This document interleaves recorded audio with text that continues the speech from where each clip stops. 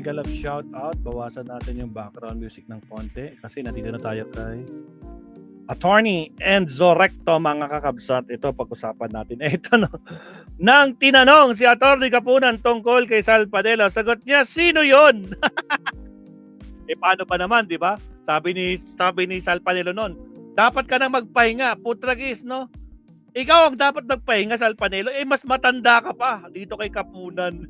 70 plus ka na, 'di ba? Alak ng kamotes. Nako po, baka siya pakinggan natin itong paliwanag ni Attorney Enzo Recto. Pasok, Attorney. Our best tasting yung burger. Anak Sure ng kamoting butik. With your favorite side. Jollibee Mix and Match. May pinagmanahan tuloy, no? Nagmana tuloy dito sa kumbaga. Magpahinga na daw si Tiki. Hiya. Enzo Recto, kalaban ng katiwalian at kasinungalingan, kakampi sa katotohanan at kabutihan. Matindi ang banat ni Attorney Kapunan kay Panelo. Natawa ako dito. Napanood nyo ba yon? Mga kabunyog, napanood nyo ba yung banat ni Attorney Kapunan kay Panelo? Di ba kasi may comment si Panelo kay Kapunan. Matanda na daw si Attorney Kapunan, talo daw nung mga batang lawyers, sabi ni Panelo. Kaya dapat daw kay Attorney Kapunan magpahinga na. Magpahinga na. Hindi niya naman daw malinaw naman daw, talo daw si Attorney Kapunan ng mga batang lawyers. May generational gap. Matanda at bata talagang hindi magkakasalubong. Alam mo yung mga matatandang abogado, pag may kalaban na bata, lalo na kung hindi nila maprobahan ang kaso nila, kung ano rin sinasabi, nagbibigay ng mga snide remarks. Kumaga, sinisiraan na lang yung respondent kasi hindi nila maprobahan ang kaso nila sa pamamagitan ng mga testigo nila. Pero as between the old lawyer and the young lawyer, wala, talo yung old lawyer ng young lawyer. Kailangan magpahinga na siya. Pero sa totoo lang, kitang-kita naman natin ang galing ni Attorney Kapunan. Diba? Talagang litaw yung pagkabitiranan niya, yung galing niya bilang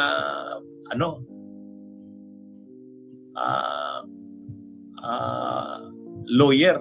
Talagang kitang-kita. Ewan ko paano naman sinabi ni Panelo na talo daw si Kapunan, si Attorney Kapunan, talo daw ng mga bata. Nananaginip si Butiki.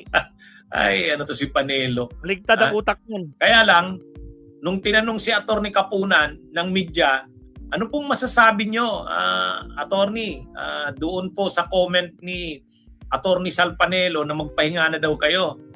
Alam nyo kung anong sabi ni ano ang matinding banat ni Attorney Kapunan kay Panelo? Sabi ni Attorney Kapunan, sino? Sino yun?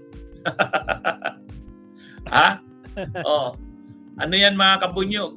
Ang sabi ni Attorney Kapunan, ni Lorna Kapunan, nung tinanong tungkol kay Panelo kung ano daw bang masasabi niya, ang sagot ni Attorney Kapunan, sino? Sino 'yon?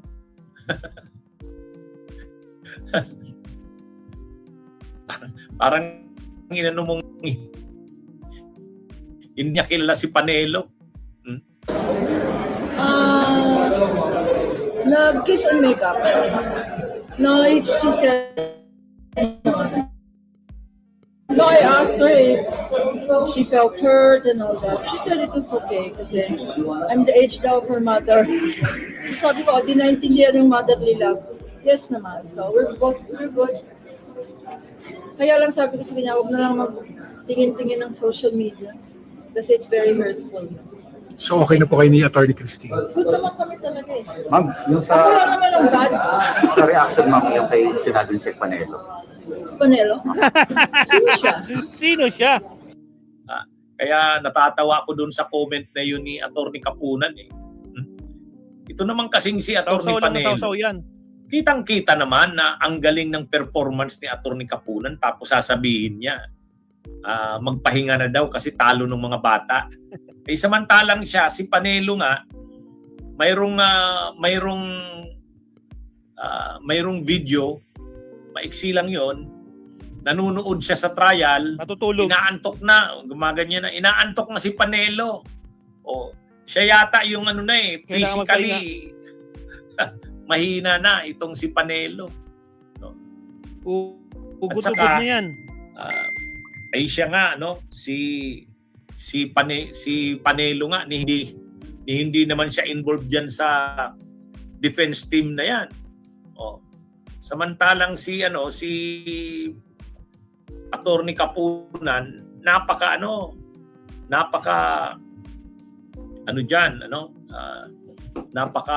aktibo diyan sa na yan. At saka ang galing.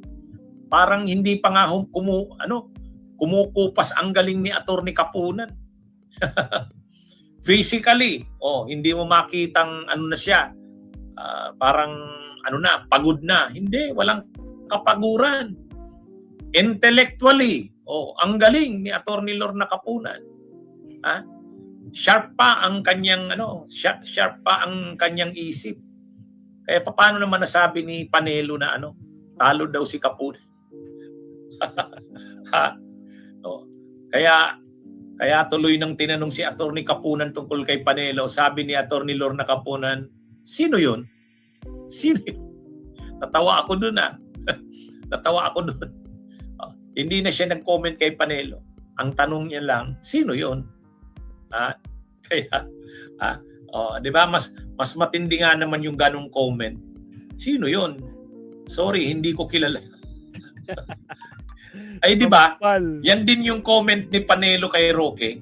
Pag tinatanong siya tungkol kay Roque, ang sagot ni Panelo, sino yun? Di binalik din sa kanya ngayon. Binalik din sa kanya ngayon ni Attorney Lorna Kapunan. Pag tinatanong si Panelo kay Roque, ang sagot ni Panelo, sino yun? Sino? Ngayon naman, si Attorney Kapunan naman ang nagsagot sa kanya. Ang sumagot sa kanya nung tinanong ng media, sino yun? Ito kasing si Panelo, nanunood siya doon sa impeachment trial para pagkatapos ng impeachment trial, habang naglalakad siya, lalapitan siya ng media kasi gusto niyang interviewin siya. Gusto niyang tanungin siya tungkol sa masasabi niya sa impeachment trial. Di syempre, i-interviewin siya kung nandun siya. Kaya laging nandun si Panelo kahit hindi naman talaga siya involved sa impeachment trial. Kaya nga ang sabi ni Attorney Terry Ridon, ni Congressman Terry Ridon, hindi ko nga maintindihan bakit lagi siyang nandiyan sa trial. Pero ang totoo nun, gusto ni Panelong ini-interview siya. Gusto niyang ini-interview siya. Bunyog! Halikan na kasama ka. Gustong-gusto talaga niya magpapansin, no? Matandang kumag na di ba? Siya dapat na magpahinga na. Diyos ko po. Ay, grabe, no? Shout out Sir Leonardo Ansag. Ayan. Medyo hindi na umuulan dito ngayon, Mabsat, pero makulimlim pa din po, Mabsat. Ayaw sumikat tong araw. Gusto mo magpakita, ayaw, natatakpan ng clouds. 3 linggo, mahigit na, Mabsat. No? Almost 4 weeks, actually, kung tutusin. Alright, countdown tayo. Next topic tayo, Mabsat. Here we go.